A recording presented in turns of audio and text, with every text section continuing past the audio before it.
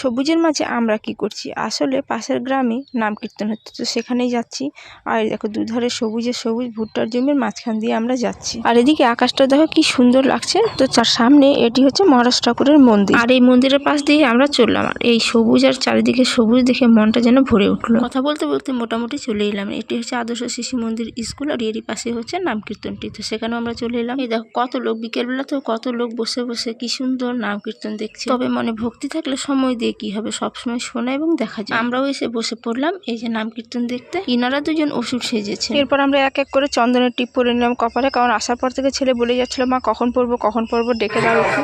Finally পরিয়ে দিলাম। এদিকে অসুর ও সরস্বতীর যুদ্ধ দেখে সোনা তো কান্নাকাটি শুরু করে দিয়েছে। তার মধ্যে অসুরের হাসিটা সত্যি ভয়ঙ্কর ছিল। সোনার কান্না থামানোর জন্য বাইরে এসে কিছু কেনাকাটি করে দিয়ে ফুচকা খাইয়ে দিলাম দুই ভাই বোনকে। এরপর সন্ধে হওয়ার আগে ফিরছি বাড়ি। যদিও কিছুক্ষণ থাকতাম, তবে সোনা এত ভয় পাচ্ছিল যে আর থাকতে পারলাম না। যাই হোক, সবুজের মাঝখান থেকে ছেলেকে নিয়ে চললাম বাড়ি।